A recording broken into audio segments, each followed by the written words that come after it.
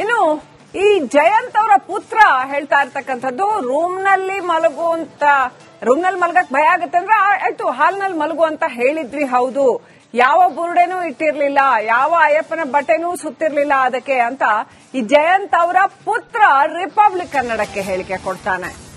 ಚಿನ್ನಯ್ಯ ಯಾಕೆ ಉಲ್ಟಾ ಹೊಡೆದಿದ್ದಾನೆ ಗೊತ್ತಿಲ್ಲ. ಚಿನ್ನಯ್ಯ ನಮ್ಮ ಮನೆಯಲ್ಲಿ 3 ದಿನ ಇದ್ದ, ನಾನೇ ಊಟ ಕೊಡ್ತಾ ಇದ್ದೆ, ಬೆಡ್ ಮೇಲೆ ಮಲಗ್ತಿದ್ದ. ನಾನು 18 ವರ್ಷದಿಂದ ಆ ರೂಮ್ ನಲ್ಲಿ ಇದ್ದೀನಿ. ಅವ್ರು ಹೇಳೋ ತರ ಎಲ್ಲ ಏನು ಇಲ್ಲ ಅಲ್ಲಿ. ಆತನ ಫೋನ್ ಹಾಳಾಗಿತ್ತು, ಸರಿ ಮಾಡೋದಕ್ಕೆ ಅಂಗಡಿಗೆ ಕೊಟ್ಟಿದ್ದೆ. ಹಾಗಂತ ರಿಪಬ್ಲಿಕ್ ಕನ್ನಡಕ್ಕೆ ಜಯಂತ್ ಮಗ ಜೀವನ್ ಹೇಳಿಕೆ ಕೊಟ್ಟಿದ್ದಾರೆ. ಯಾರೋ ತಂದು ಬೋರ್ಡೇನ ಚೆನ್ನಯ್ಯ ತಂದು ಬೋರ್ಡೇನ ಜಯಂತ್ ಅವ್ರ ಹತ್ರ ಕೊಟ್ಟರು. ಅದನ್ನ ದೆಹಲಿಗೆ ಇವರು ಕಾರ್ ಮುಖಾಂತರ ತಗೊಂಡು ಹೋದ್ರು. ಈ ತರ ಎಲ್ಲ ಗಾಸಿಪ್ಸ್ಗಳು ಹರಿದಾಡಿದ್ವು, ಗೊಂದಲಗಳು ಹರಿದಾಡಿದ್ವು. ಆ ಬಗ್ಗೆ ಏನ್ ಹೇಳ್ತೀಯ? ನಾವಪ್ಪ ಹೋರಾಡ್ತಿರೋ ಸತ್ಯ ದಾರಿಯಲ್ಲಿ ಮಾತ್ರ, ಯಾಕಂದ್ರೆ ನ್ಯಾಯ ಕೊಡ್ಸಕ್ಕೋಸ್ಕರ ಮಾತ್ರ ಹೋರಾಡ್ತಿರೋ.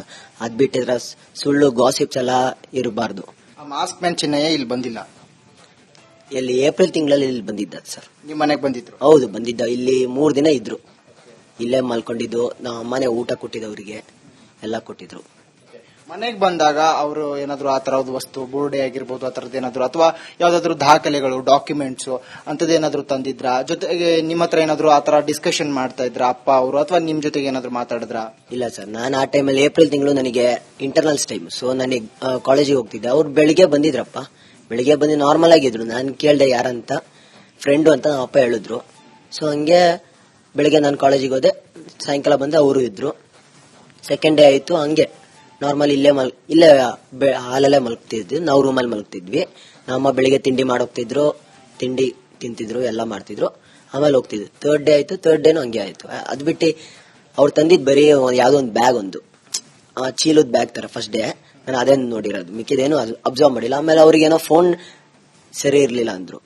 ಸೊ ಅವ್ರು ನನ್ನ ಕೈಯೆಲ್ಲ ಕೊಟ್ಟಿದ್ ಫೋನ್ ನ ರೆಡಿ ಮಾಡಿಸು ಅಂತ. ನಾನೇ ಹೋಗಿ ರೆಡಿ ಮಾಡಿ ಅವರಿಗೆ 3ನೇ ದಿನ ಸಾಯಂಕಾಲ ನಮ್ಮ ಅಂಗಡಿ ಮುಂದೆ ಎದುರುಗಡೆ ನೋಡಿದ್ದೆ. ಹೌದೌದು, ಅಂದ್ರೆ ಅವ್ರ ಫೋನಿಗೋಸ್ಕರ ವೇಟ್ ಮಾಡ್ತಾ ಇದ್ರು. ನಾನೇ ಹೋಗಿ ಕೊಟ್ಟಿದ್ದೆ ಅವ್ರಿಗೆ ಫೋನ್ ನ. ಸರಿ, ಎಷ್ಟು ದಿನ ಇದ್ರು ಚಿನ್ನಯ್ಯ ಅವರು ನಿಮ್ಮ ಮನೆಯಲ್ಲಿ? 3-4 ದಿನ ಇದ್ರು ಇಲ್ಲೇ. ಅವ್ರು ಉಲ್ಟಾ ಯಾವಾಗ ಹೊಡೆದ ಅಂತ ನಂಗೆ ಗೊತ್ತಾಯ್ತು. ಯಾಕಂದ್ರೆ ಇಲ್ಲಿ SIT ತನಿಖೆಗೆ ಬಂದಿದ್ದಾಗ ಮೇಲೆ ಟೆರೆಸಿಗೆ ಹೋಗಿದ್ರು. ಅವ್ರೇನ್ ಹೇಳಿದ್ರು, ಭೀಮಾನವ್ರು ಹೇಳಿದ್ರು, ನನ್ನ ಎದುರುಗಡೆನೆ ಹೇಳಿದ್ರು, ಇಲ್ಲಿ ಪೂಜಾ ರೂಮ್ ಐತೆ, ಅದ್ರೊಳಗಡೆ ಇಷ್ಟು ದೇವರುಗಳಿತ್ತಂತ. ಸರಿ, ನಾನು ಹೇಳ್ದೆ, ಸರ್ ನಾನು 15 ವರ್ಷದಿಂದ ಇಲ್ಲೇ, 18 ವರ್ಷದಿಂದ ಇಲ್ಲೇ ಇದೀನಿ, ಇಷ್ಟೇ ದೇವ್ರು ಇದ್ದಿದಿ, ಮಿಕ್ಕಿದ ಎಷ್ಟು ದೇವ್ರು ಎಲ್ಲಿಂದ ಬಂತು ಅಂತ ಕೇಳ್ದೆ. ಇಲ್ಲ ಕಣೋ, ನಾನು ನೋಡಿದ್ದೆ ಜಾಸ್ತಿ ದೇವರಲ್ಲಿತ್ತು ಅಂತ.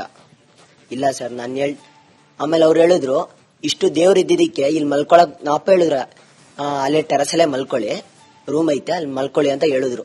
ಅರೆ ಅವ್ರು ಹೇಳಿದ್ರು, ಇಲ್ಲ ಸರ್ ನನಗೆ ಇದೆಲ್ಲ ನೋಡಿ ಭಯ ಆಗ್ತೈತೆ ಅಂತ ಹೇಳಿದ್ರು. ಸರಿ, ನಾನು ಹೇಳ್ದೆ, SIT ಟೀಮ್ ಎಲ್ಲ ಆಚೆ ಹೋಗ್ಲಿ, ಇವತ್ತೊಂದಿನ ಇವ್ರು ಮಲಗ್ಲಿ, ಏನಾಗುತ್ತೆ ನಾನೇ ನೋಡ್ತೀನಿ ಅಂತ ಹೇಳಿದೀನಿ. SIT ಅವ್ರು ಹೇಳಿದ್ರು, ಬೇಡ ಅವೆಲ್ಲ ಬೇಡ, ಆಮೇಲೆ ಹೇಳ್ತೀನಿ ಅಂತ ಹೇಳೋರೆ. ಅಲ್ಲ, ರೂಮಲ್ಲಿ ಏನಿತ್ತು ಅಂತ? ಅದೇ ಅವ್ರು ಭೀಮಾ ಹೇಳಿರೋದು, ಅಲ್ಲಿ ಬುರುಡೆ ಇತ್ತಂತ. ಅಲ್ಲಿ ವಾಶ್ರೂಮ್ ಒಳಗಡೆ ಪೇಸ್ಪೋರ್ಟ್ ಅಲ್ಲಿ ಬುರುಡೆ ಇತ್ತಂತ. ರೂಮ್ ಒಳಗಡೆ ತಂದಿ ಅಯ್ಯಪ್ಪ ಸ್ವಾಮಿ ಟವಲ್ ಹಾಕಿ ಇದು ಮಾಡಿದ್ರಂತ. ಸರ್ ಅದ್ ಹೇಳ್ತಿಲ್ವಾ, ಅಯ್ಯಪ್ಪ ಸ್ವಾಮಿ ಟವಲು ಇಲ್ಲ ಅಲ್ಲಿ. ಆ ಪಾಸ್ಪೋರ್ಟ್ ಬಾಕ್ಸ್ ಐತೆ ಒಳಗಡೆ, ಅದ್ ತೆಗ್ದಿನೇ ಮಿನಿಮಮ್ ಒಂದು 5 to 4 years ಆಯ್ತು. ಅದೇ ಹೇಳ್ತಿರೋದು ನಾನು, ಇವೆಲ್ಲ ಡಬಲ್ ಗೇಮ್ ಮಾಡ್ತಿರೋದು.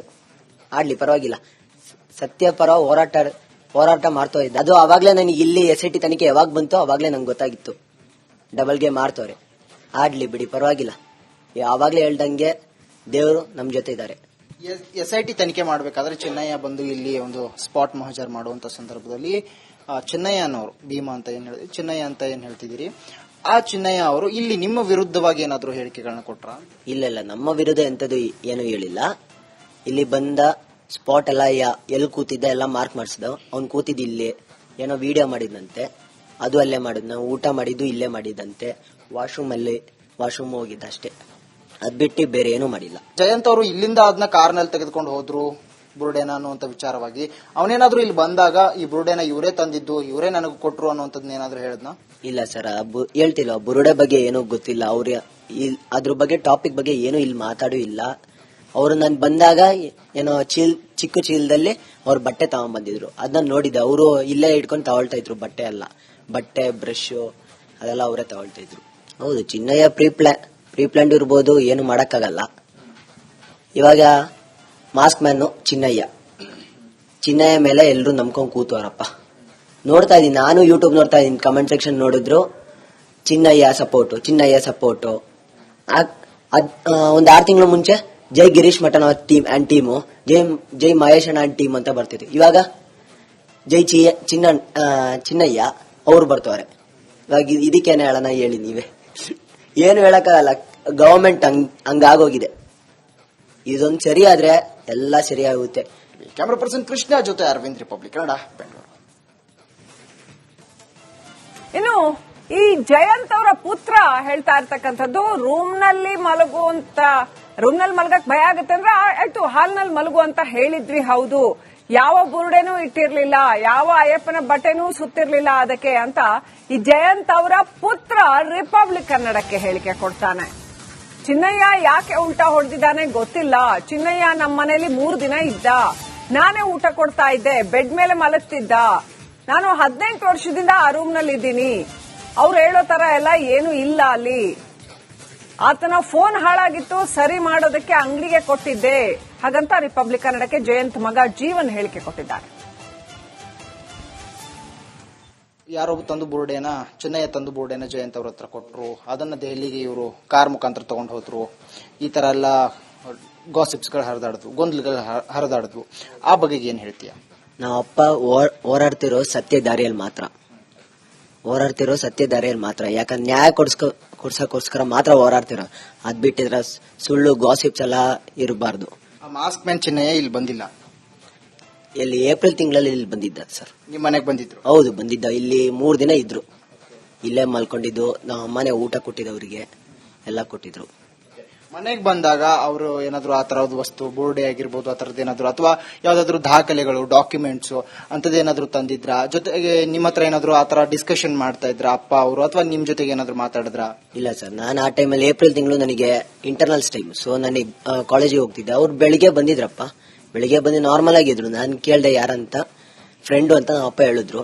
ಸೊ ಹಂಗೆ ಬೆಳಿಗ್ಗೆ ನಾನು ಕಾಲೇಜಿಗೆ ಹೋದೆ, ಸಾಯಂಕಾಲ ಬಂದೆ, ಅವರು ಇದ್ರು. ಸೆಕೆಂಡ್ ಡೇ ಆಯ್ತು. ಹಂಗೆ ನಾರ್ಮಲ್ ಇಲ್ಲೇ ಹಾಲಲ್ಲೇ ಮಲಗ್ತಿದ್ವಿ. ನಾವು ರೂಮಲ್ಲಿ ಮಲಗ್ತಿದ್ವಿ. ನಮ್ಮಮ್ಮ ಬೆಳಿಗ್ಗೆ ತಿಂಡಿ ಮಾಡೋಗ್ತಿದ್ರು, ತಿಂಡಿ ತಿಂತಿದ್ರು, ಎಲ್ಲ ಮಾಡ್ತಿದ್ರು.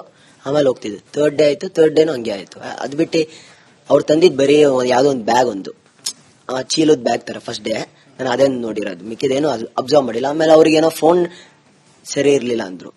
ಸೊ ಅವ್ರು ನನ್ನ ಕೈಯೆಲ್ಲ ಕೊಟ್ಟಿದ್ ಫೋನ್ ನ ರೆಡಿ ಮಾಡ್ಸು ಅಂತ. ನಾನೇ ಹೋಗಿ ರೆಡಿ ಮಾಡಿ ಅವರಿಗೆ 3ನೇ ದಿನ ಸಾಯಂಕಾಲ ನಮ್ಮ ಅಂಗಡಿ ಮುಂದೆ ಎದುರುಗಡೆ ನೋಡಿದ್ದೆ. ಹೌದೌದು, ಅಂದ್ರೆ ಅವ್ರ ಫೋನಿಗೋಸ್ಕರ ವೇಟ್ ಮಾಡ್ತಾ ಇದ್ರು. ನಾನೇ ಹೋಗಿ ಕೊಟ್ಟಿದ್ದೆ ಅವ್ರಿಗೆ ಫೋನ್ ನ. ಸರಿ, ಎಷ್ಟು ದಿನ ಇದ್ರು ಚಿನ್ನಯ್ಯ ಅವರು ನಿಮ್ಮ ಮನೆಯಲ್ಲಿ? 3-4 ದಿನ ಇದ್ರು ಇಲ್ಲೇ. ಅವ್ರು ಉಲ್ಟಾ ಯಾವಾಗ ಹೊಡೆದ ಅಂತ ನಂಗೆ ಗೊತ್ತಾಯ್ತು. ಯಾಕಂದ್ರೆ ಇಲ್ಲಿ SIT ತನಿಖೆಗೆ ಬಂದಿದ್ದಾಗ ಮೇಲೆ ಟೆರೆಸಿಗೆ ಹೋಗಿದ್ರು. ಅವ್ರೇನ್ ಹೇಳಿದ್ರು, ಭೀಮಾನವ್ರು ಹೇಳಿದ್ರು, ನನ್ನ ಎದುರುಗಡೆನೆ ಹೇಳಿದ್ರು, ಇಲ್ಲಿ ಪೂಜಾ ರೂಮ್ ಐತೆ, ಅದ್ರೊಳಗಡೆ ಇಷ್ಟು ದೇವರುಗಳಿತ್ತಂತ. ಸರಿ, ನಾನು ಹೇಳ್ದೆ, ಸರ್ ನಾನು 15 ವರ್ಷದಿಂದ ಇಲ್ಲೇ, 18 ವರ್ಷದಿಂದ ಇಲ್ಲೇ ಇದೀನಿ, ಇಷ್ಟೇ ದೇವ್ರು ಇದ್ದೀವಿ, ಮಿಕ್ಕಿದ ಎಷ್ಟು ದೇವ್ರು ಎಲ್ಲಿಂದ ಬಂತು ಅಂತ ಕೇಳ್ದೆ. ಇಲ್ಲ ಕಣೋ, ನಾನು ನೋಡಿದ್ದೆ ಜಾಸ್ತಿ ದೇವ್ರಲ್ಲಿತ್ತು ಅಂತ. ಇಲ್ಲ ಸರ್ ನಾನು ಆಮೇಲೆ ಅವ್ರು ಹೇಳಿದ್ರು, ಇಷ್ಟು ದೇವ್ರು ಇದ್ದಿದ್ದಕ್ಕೆ ಇಲ್ಲಿ ಮಲ್ಕೊಳಕ್ ನಾಪ ಹೇಳಿದ್ರು, ಅಲ್ಲೇ ಟೆರಸಲ್ಲೇ ಮಲ್ಕೊಳ್ಳಿ, ರೂಮ್ ಐತೆ ಅಲ್ಲಿ ಮಲ್ಕೊಳ್ಳಿ ಅಂತ ಹೇಳಿದ್ರು. ಅರೆ ಅವ್ರು ಹೇಳಿದ್ರು, ಇಲ್ಲ ಸರ್ ನನಗೆ ಇದೆಲ್ಲ ನೋಡಿ ಭಯ ಆಗ್ತೈತೆ ಅಂತ ಹೇಳಿದ್ರು. ಸರಿ, ನಾನು ಹೇಳ್ದೆ, SIT ಟೀಮ್ ಎಲ್ಲ ಆಚೆ ಹೋಗ್ಲಿ, ಇವತ್ತೊಂದಿನ ಇವ್ರು ಮಲಗ್ಲಿ, ಏನಾಗುತ್ತೆ ನಾನೇ ನೋಡ್ತೀನಿ ಅಂತ ಹೇಳಿದೀನಿ. SIT ಅವ್ರು ಹೇಳಿದ್ರು, ಬೇಡ ಅವೆಲ್ಲ ಬೇಡ, ಆಮೇಲೆ ಹೇಳ್ತೀನಿ ಅಂತ ಹೇಳೋರೆ. ಅಲ್ಲ, ರೂಮಲ್ಲಿ ಏನಿತ್ತು ಅಂತ? ಅದೇ ಅವ್ರು ಭೀಮಾ ಹೇಳಿರೋದು, ಅಲ್ಲಿ ಬುರುಡೆ ಇತ್ತಂತ. ಅಲ್ಲಿ ವಾಶ್ರೂಮ್ ಒಳಗಡೆ ಪೇಸ್ಪೋರ್ಟ್ ಅಲ್ಲಿ ಬುರುಡೆ ಇತ್ತಂತ. ರೂಮ್ ಒಳಗಡೆ ತಂದಿ ಅಯ್ಯಪ್ಪ ಸ್ವಾಮಿ ಟವಲ್ ಹಾಕಿ ಇದು ಮಾಡಿದ್ರಂತ. ಸರ್ ಅದ್ ಹೇಳ್ತಿಲ್ವಾ, ಅಯ್ಯಪ್ಪ ಸ್ವಾಮಿ ಟವಲು ಇಲ್ಲ ಅಲ್ಲಿ.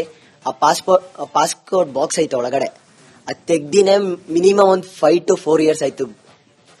ಅದೇ ಹೇಳ್ತಿರೋದು ನಾನು, ಇವೆಲ್ಲ ಡಬಲ್ ಗೇಮ್ ಮಾಡ್ತಿರೋದು. ಆಡ್ಲಿ ಪರವಾಗಿಲ್ಲ, ಸತ್ಯ ಪರ ಹೋರಾಟ ಮಾಡ್ತಾ ಇದ್ದೆ. ಅದು ಅವಾಗ್ಲೇ ನನಗೆ ಇಲ್ಲಿ SIT ತನಿಖೆ ಯಾವಾಗ ಬಂತೋ ಅವಾಗ್ಲೇ ನಂಗೆ ಗೊತ್ತಾಗಿತ್ತು, ಡಬಲ್ ಗೇಮ್ ಮಾಡ್ತವ್ರೆ. ಆಡ್ಲಿ ಬಿಡಿ, ಪರವಾಗಿಲ್ಲ. ಅವಾಗ್ಲೇ ಹೇಳ್ದಂಗೆ ದೇವರು ನಮ್ ಜೊತೆ ಇದ್ದಾರೆ. SIT ತನಿಖೆ ಮಾಡಬೇಕಾದ್ರೆ ಚಿನ್ನಯ್ಯ ಬಂದು ಇಲ್ಲಿ ಒಂದು ಸ್ಪಾಟ್ ಮಹಜರ್ ಮಾಡುವಂತ ಸಂದರ್ಭದಲ್ಲಿ ಚಿನ್ನಯ್ಯ ಅನ್ನೋರು ಭೀಮಾ ಅಂತ ಚಿನ್ನಯ್ಯ ಅಂತ ಏನ್ ಹೇಳ್ತಿದ್ದೀರಿ, ಆ ಚಿನ್ನಯ್ಯ ಅವರು ಇಲ್ಲಿ ನಿಮ್ಮ ವಿರುದ್ಧವಾಗಿ ಏನಾದ್ರು ಹೇಳಿಕೆಗಳನ್ನ ಕೊಟ್ರ? ಇಲ್ಲ, ನಮ್ಮ ವಿರುದ್ಧ ಎಂತದ್ದು ಏನು ಹೇಳಿಲ್ಲ. ಇಲ್ಲಿ ಬಂದ ಸ್ಪಾಟ್ ಎಲ್ಲ ಎಲ್ಲಿ ಕೂತಿದ್ದ ಎಲ್ಲ ಮಾರ್ಕ್ ಮಾಡಿಸಿದ. ಅವ್ನು ಕೂತಿದ್ ಇಲ್ಲಿ ಏನೋ ವಿಡಿಯೋ ಮಾಡಿದಂತೆ, ಅದು ಅಲ್ಲೇ ಮಾಡಿದ್. ನಾವು ಊಟ ಮಾಡಿದ್ದು ಇಲ್ಲೇ ಮಾಡಿದಂತೆ, ವಾಶ್ರೂಮ್ ಹೋಗಿದ್ದ ಅಷ್ಟೇ. ಅದ್ ಬಿಟ್ಟು ಬೇರೆ ಏನೂ ಮಾಡಿಲ್ಲ. ಜಯಂತ್ ಅವರು ಇಲ್ಲಿಂದ ಅದನ್ನ ಕಾರ್ನಲ್ಲಿ ತೆಗೆದುಕೊಂಡು ಹೋದ್ರು ಬುರುಡೆನ ಅನ್ನುವಂತ ವಿಚಾರವಾಗಿ. ಅವನೇನಾದ್ರೂ ಇಲ್ಲಿ ಬಂದಾಗ ಈ ಬುರುಡೆನ ಇವರೇ ತಂದಿದ್ದು, ಇವರೇ ನನಗೆ ಕೊಟ್ರು ಅನ್ನುವಂಥದ್ದು ಏನಾದ್ರು ಹೇಳದ್ನ? ಇಲ್ಲ ಸರ್, ಹೇಳ್ತಿಲ್ಲ. ಬುರುಡೆ ಬಗ್ಗೆ ಏನೂ ಗೊತ್ತಿಲ್ಲ. ಅವ್ರ ಅದ್ರ ಬಗ್ಗೆ ಟಾಪಿಕ್ ಬಗ್ಗೆ ಏನು ಇಲ್ಲಿ ಮಾತಾಡೂ ಇಲ್ಲ. ಅವರು ನಾನು ಬಂದಾಗ ಏನೋ ಚಿಕ್ಕ ಚೀಲದಲ್ಲಿ ಅವ್ರ ಬಟ್ಟೆ ತಗೊಂಡ್ಬಂದಿದ್ರು. ಅದನ್ನ ನೋಡಿದ್ದೆ. ಅವರು ಇಲ್ಲೇ ಇಟ್ಕೊಂಡು ತಗೊಳ್ತಾ ಇದ್ರು ಬಟ್ಟೆ ಬ್ರಷ್ ಅದೆಲ್ಲ ಅವರೇ ತಗೊಳ್ತಾ ಇದ್ರು. ಹೌದು, ಚಿನ್ನಯ್ಯ ಪ್ರೀಪ್ಲಾಂಡ್ ಇರ್ಬೋದು, ಏನು ಮಾಡಕ್ಕಾಗಲ್ಲ. ಇವಾಗ ಮಾಸ್ಕ್ ಮ್ಯಾನ್ ಚಿನ್ನಯ್ಯ ಮೇಲೆ ಎಲ್ರು ನಂಬ್ಕೊಂಡ್ ಕೂತವರಪ್ಪ. ನೋಡ್ತಾ ಇದೀನಿ, ನಾನು ಯೂಟ್ಯೂಬ್ ನೋಡ್ತಾ ಇದೀನಿ. ಕಮೆಂಟ್ ಸೆಕ್ಷನ್ ನೋಡಿದ್ರು ಚಿನ್ನಯ್ಯ ಸಪೋರ್ಟು. ಒಂದ್ 6 ತಿಂಗಳು ಮುಂಚೆ ಜೈ ಗಿರೀಶ್ ಮಠನ್ ಅವ್ರ ಟೀಮು, ಜೈ ಮಹೇಶ್ ಅಣ್ಣ ಟೀಮ್ ಅಂತ ಬರ್ತಿದೆ. ಇವಾಗ ಜೈ ಚಿನ್ನಯ್ಯ ಅವ್ರು ಬರ್ತವ್ರೆ. ಇವಾಗ ಇದಕ್ಕೇನೆ ಹೇಳೋಣ ಹೇಳಿ ನೀವೇ. ಏನು ಹೇಳಕ್ಕಾಗಲ್ಲ, ಗವರ್ಮೆಂಟ್ ಹಂಗಾಗೋಗಿದೆ. ಇದೊಂದು ಸರಿ ಆದ್ರೆ ಎಲ್ಲ ಸರಿ ಆಗುತ್ತೆ. ಕ್ಯಾಮರಾ ಪರ್ಸನ್ ಕೃಷ್ಣ ಜೊತೆ ಅರವಿಂದ್, ರಿಪಬ್ಲಿಕ್ ಕನ್ನಡ, ಬೆಂಗಳೂರು.